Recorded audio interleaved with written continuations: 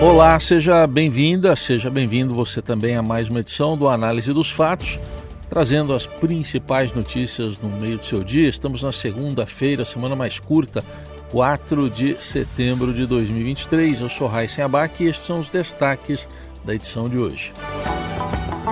Com a semana mais curta por causa do feriado da Independência, a Câmara obriga o comparecimento de deputados para votar projetos sobre juros e apostas. O governo tenta blindar o 7 de setembro de ligação com o bolsonarismo e vai mobilizar 17 mil homens do Exército nos desfiles cívicos no país. E ainda, um novo ciclone no sul do Brasil e a proposta de isenção de PVA para carros elétricos em São Paulo. O que acontece no Brasil e no mundo. Análise dos fatos. Segunda-feira é dia de sessão semipresencial na Câmara dos Deputados, só que não hoje. Com a semana mais curta por causa do feriado de 7 de setembro, o presidente Arthur Lira editou um ato na quinta-feira, obrigando os parlamentares a estarem em Brasília a partir de hoje, o que não é comum. O objetivo, segundo ele, é otimizar os trabalhos da Casa e permitir a deliberação de pautas de alta relevância para o país, nas palavras de Lira, que quer votar a taxação às apostas esportivas online, que pode adicionar 12 bilhões de reais aos cofres públicos, e quer votar também o projeto que limita os juros do cartão de crédito, inclui o programa de renegociação de dívidas, o Desenrola. Na Eldorado, análise dos fatos. E o repórter especial do Estadão, Marcelo Godoy, conta que o Exército vai mobilizar 17 mil homens no desfile cívico de 7 de setembro nas sedes de 8 comandos da área da Força Terrestre. O número é inferior ao mobilizado em 2022, quando o país comemorou os 200 anos da independência. Mas, apesar de não ser esperado nenhum discurso do presidente Lula, a exemplo do que o seu antecessor Jair Bolsonaro fizera nos anos anteriores para os seus seguidores em Brasília, no Rio e em São Paulo, o risco de confusão permanece, porque bolsonaristas têm demonstrado em publicações nas redes sociais como pretendem lidar com a data, 8 meses depois do fracasso da intentona golpista do dia 8 de janeiro. Na semana passada, o ministro da Justiça, Flávio Dino, enviou ao governador do Distrito Federal, Ibanez Rocha, um alerta que continha uma dezena de vídeos que supostamente incitavam protestos violentos na data cívica. E um dos vídeos era do pastor Silas Malafaia, figura que esteve presente nas comemorações da independência patrocinadas pelo então presidente Bolsonaro. Em um deles, Malafaia ataca o ministro Alexandre de Moraes do STF e generais do alto comando. Sabe por que o ditador da toga, Alexandre de Moraes, comete todas essas injustiças? Primeiro, nós temos meia dúzia de generais de 4 estrelas que são covardes e frouxos. Não é o exército brasileiro, nem generais de 2, 3 estrelas, oficiais superiores, subalternos ou a tropa. Não, é meia dúzia de general de 4 estrelas que são frouxos, que podiam botar o pé na porta. Aí Deus está vendo também, em razão do alerta do ministro Dino, a governadora em exercício do Distrito Federal, Celina Leão, reuniu-se no dia 31 com o secretário executivo do Ministério da Justiça e ex-interventor na segurança pública do Distrito Federal, Ricardo Capelli. Ao término do encontro, ela anunciou a criação de uma espécie de força-tarefa para prevenir atos de violência no 7 de setembro. O secretário executivo do Ministério da Justiça disse que a Força Nacional foi disponibilizada e que teremos uma bela festa. Na direção contrária dos temores de protestos ou de violência, o senador Flávio Bolsonaro criou uma campanha de doação de sangue para aqueles que ele chama de patriotas fazerem o seu protesto no dia 6, véspera do dia 7, em vez do dia 7. O senador orientou que os correligionários marcassem outros dias para a doação de sangue, a fim de estender o protesto cívico por setembro. O desfile terá como tema Democracia, Soberania e União, em uma tentativa de desvincular a festa dos eventos bolsonaristas dos últimos anos. Ao todo, 3 mil militares devem passar diante das autoridades convidadas, um dos maiores contingentes do país. Análise dos fatos. O diretor do Banco Central, Diogo Guilhem, falou com exclusividade ao Estadão e classificou como positiva a manutenção da meta de déficit zero pelo Ministério da Fazenda para as contas públicas do ano que vem. A apuração é da Adriana Fernandes e da Thaís Barcelos e é a Thaís que traz os detalhes. Oi, Thaís. O diretor de Política Econômica do Banco Central, Diogo Guilhem, avalia que foi positiva a manutenção pelo ministro da Fazenda, Fernando Haddad, do compromisso com a meta fiscal de zerar o déficit das contas públicas no ano que vem. Ele disse em entrevista ao Estadão Broadcast que uma mudança da meta teria um impacto sobre a credibilidade do arcabouço fiscal apresentado pelo governo Lula.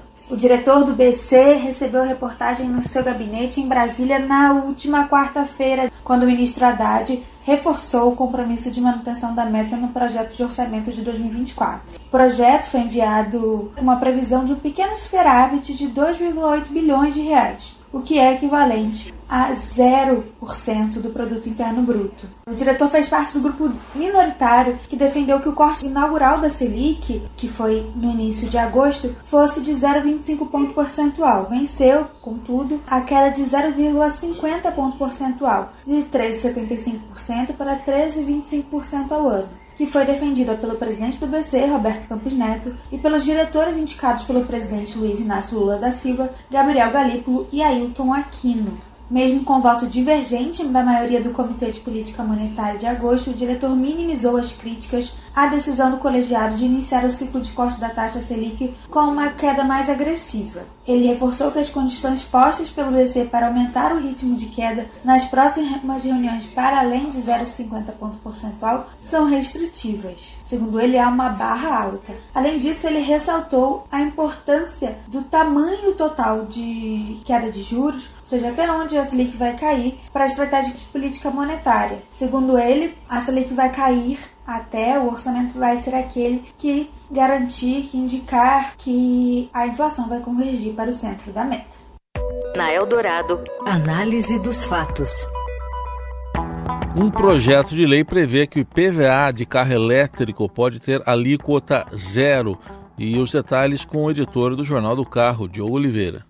A Assembleia Legislativa de São Paulo aprovou o projeto de lei número 308/2023, que cria incentivos fiscais para veículos elétricos e movidos a hidrogênio. Segundo o texto original, de autoria dos deputados Donato, do PT, e Ricardo França, do Podemos, a medida visa reduzir as emissões de poluentes no estado. Para isso, propõe que esses veículos fiquem isentos de parte do IPVA. Na proposta, o estado de São Paulo abrirá mão de sua parte no imposto anual, que corresponde a 50% do valor da alíquota. A outra metade pertence ao município onde o veículo é emplacado. Porém, o projeto de lei não vai zerar o imposto. Isso porque 20% do valor do IPVA vai para o Fundeb, o Fundo de Manutenção e Desenvolvimento da Educação Básica. Ou seja, a redução será sobre a arrecadação do Estado, que é de metade dos 80% restantes do valor do imposto. Ainda segundo a proposta, os créditos ficarão restritos aos 5 primeiros anos de tributação sobre o veículo.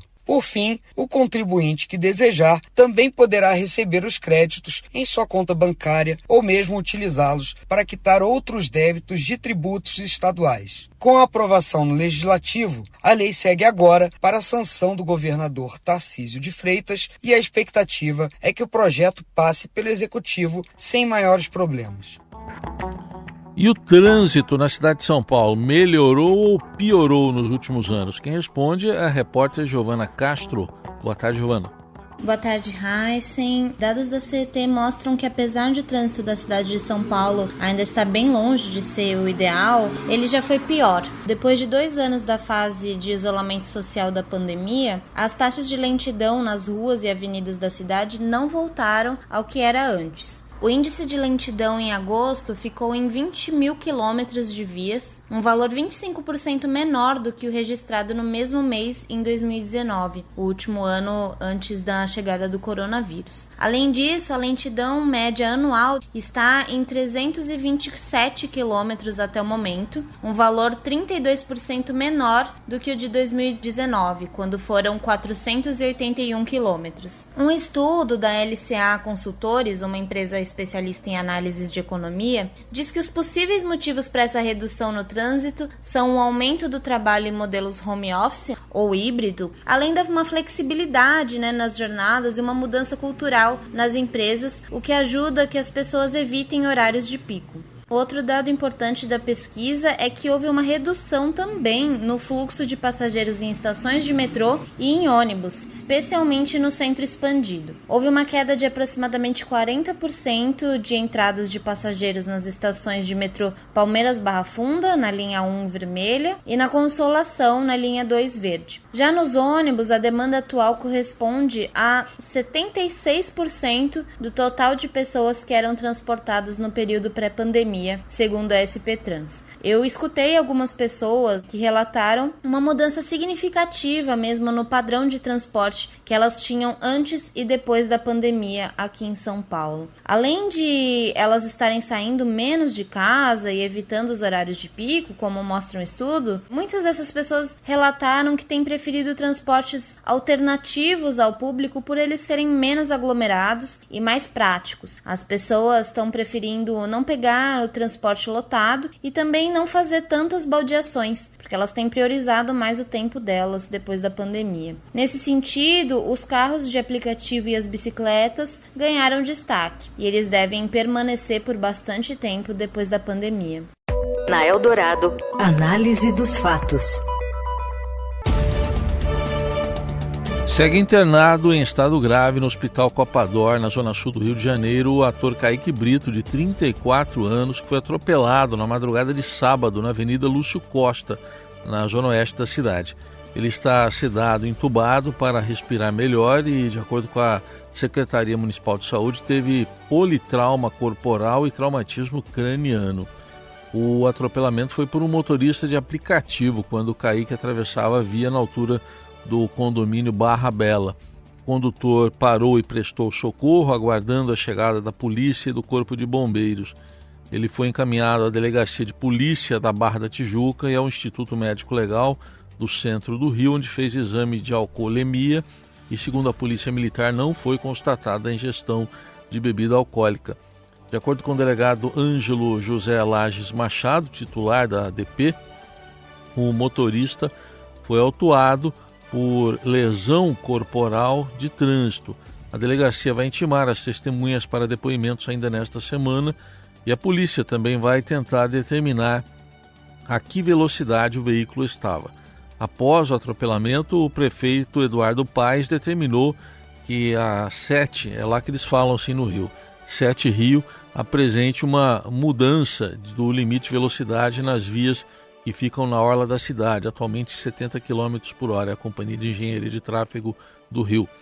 E a empresa informou que já existem estudos sobre o assunto e que eles serão divulgados após o comparativo dos dados mais recentes de acidentes na orla carioca. O Kaique Brito é irmão da também atriz Stephanie Brito. Um de seus papéis de destaque foi na novela Chocolate com Pimenta, em 2003, quando interpretou a personagem Bernadette, que era um garoto que havia sido criado como se fosse menina. Já em São Paulo, o baixista Rinaldo Oliveira Amaral, o Mingau da banda Ultraje a Rigor, segue internado sob ventilação mecânica na unidade de terapia intensiva do Hospital São Luís. Conforme um boletim médico divulgado nesta segunda-feira, seu estado de saúde ainda é considerado grave. Ontem o artista foi submetido a uma cirurgia intracraniana de emergência após ser baleado na cabeça durante o final de semana em Paraty, no Rio de Janeiro. Nesta segunda, a Polícia Civil prendeu um homem suspeito de efetuar o disparo. Mingau foi atingido na localidade Ilha das Cobras, conhecida como ponto de compra e venda de drogas ilícitas, de acordo com a afirmação do delegado titular da Delegacia de Paraty, Marcelo Russo, à Globo News. e inicialmente levado ao hospital Hugo Miranda, na região, o Mingau foi transportado em um helicóptero com UTI móvel para a capital paulista. Mingau integra o grupo Traje a Rigor, ao lado do vocalista Roger Moreira, do baterista Bacalhau e do guitarrista Marcos Klein, desde 1999, após a saída de Serginho. Entre os anos de 82 e 85, ele foi guitarrista da banda Ratos do Porão. Análise dos fatos.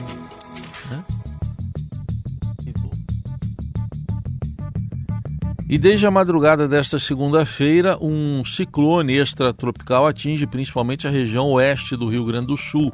Segundo o Instituto Nacional de Meteorologia, a frente fria que se aproxima do estado ainda deve levar ventos fortes, chegando a mais de 100 km por hora para as regiões oeste, norte e sul de São Paulo. Amanhã o ciclone se afasta para o oceano e a frente fria avança em direção ao sudeste. Além de por aqui, os ventos fortes serão sentidos também no Mato Grosso do Sul. A previsão é de que a semana comece com calor de até 33 graus na região metropolitana de São Paulo, com taxas de umidade do ar variando entre 31% e 90%. Na capital amanhã, a máxima deve cair para 25 graus, quando a chuva volta a atingir a cidade. Quarta-feira, as temperaturas ficam ainda mais baixas, variando entre 14 e 18 graus. Já na quinta, feriado da Independência do Brasil, a máxima será de 24 graus. Segundo o Centro de Gerenciamento de Emergências Climáticas da Prefeitura de São Paulo, há risco elevado para a formação de alagamentos e escorregamentos de terra em função da continuidade das chuvas. Na Eldorado, análise dos fatos. A seleção brasileira se apresenta em Belém com Fernando Diniz e jogadores do futebol nacional. Por enquanto, só os que jogam aqui. Fala, Márcios Azevedo. A grande incógnita da seleção brasileira no ciclo até a Copa de 2026 atende pelo nome de Neymar. O jogador de 31 anos foi convocado pelo técnico Fernando Diniz para o começo da trajetória do Brasil nas eliminatórias da América do Sul. A seleção brasileira enfrenta a Bolívia na sexta-feira, em Belém, e depois o Peru na terça-feira em Lima. Neste primeiro momento, há uma preocupação com o estado físico e técnico de Neymar. O atacante se recuperou de uma lesão muscular recente, mas ainda não entrou em campo. A expectativa é que ele pudesse estrear na sexta-feira.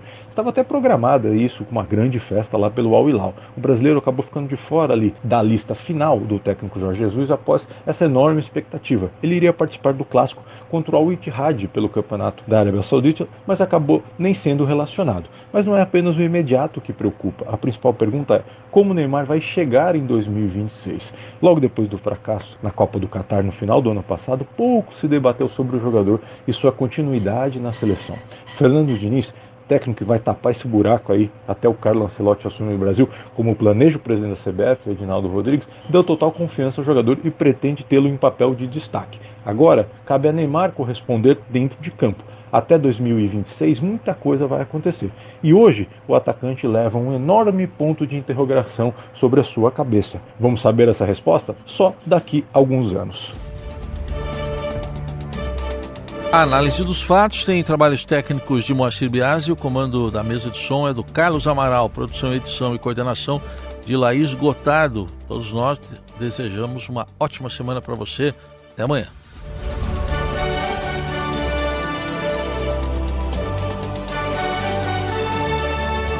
Você ouviu Análise dos Fatos. Se você perdeu esta edição ou quer ouvir de novo, acesse radioeldorado.com.br ou assine gratuitamente o podcast no iTunes, Google Podcast, Deezer ou Spotify.